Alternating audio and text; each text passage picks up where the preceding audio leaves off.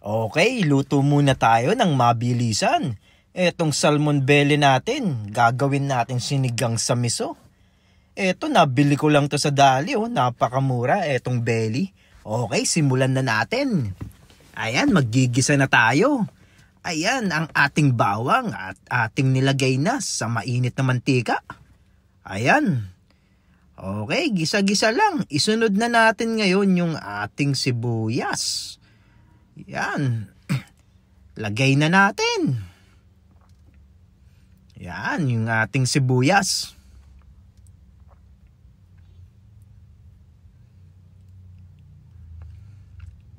Ayos. Yan, okay. Gisa-gisa lang.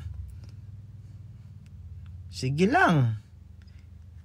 O, ilagay na rin natin yung ating luya. Para pampawala ng lansa ng ating lulutuin mamaya pag nilagay natin yung ating belly.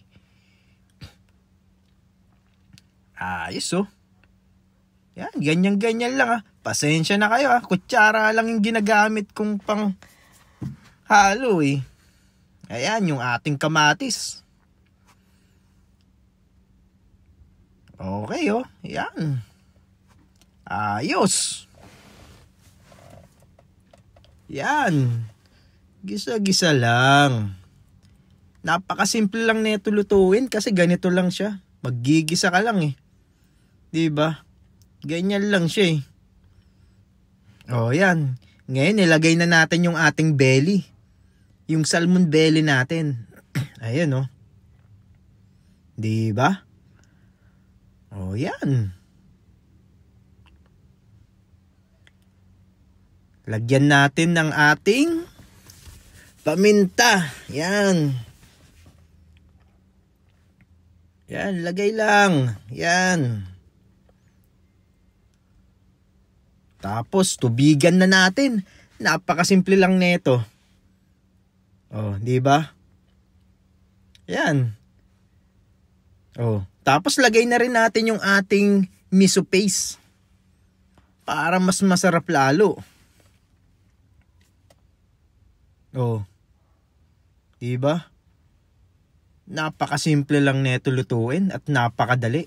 Kapag nagmamadali ka, puti na lang, napakamura lang netong belly, etong salmon belly sa Dali. Asinan natin para may alat-alat, lasa. Diba? Nakakatuwa din mamili dun sa Dali. Ayan, takpan muna natin at pakuluin. Yun, kumukulo na siya. Kumukulo na agad yan, buksan natin.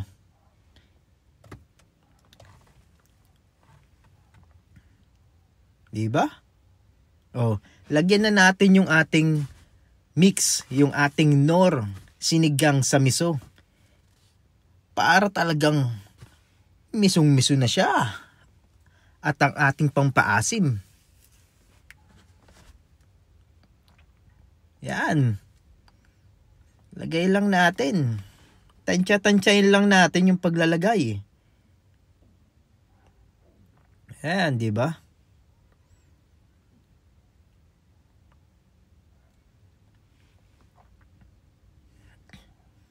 Napakasarap na nito. Salmon belly. Okay, lagay na natin yung ating mustasa. Yung ating gulay. Yan.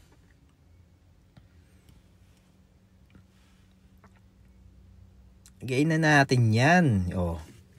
Tapos, takpan natin ulit at pakuluin ng saglit lang para ang ating gulay ay maluto. Eto na.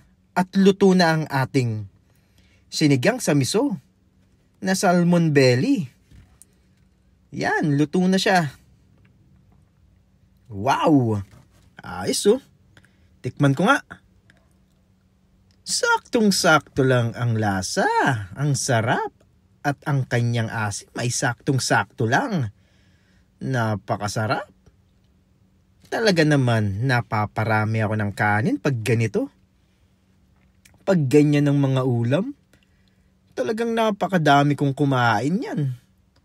Kaya nananaba na naman ako ngayon eh. Puro kain na naman eh, oh. Yan oh. Sarap. Ayos.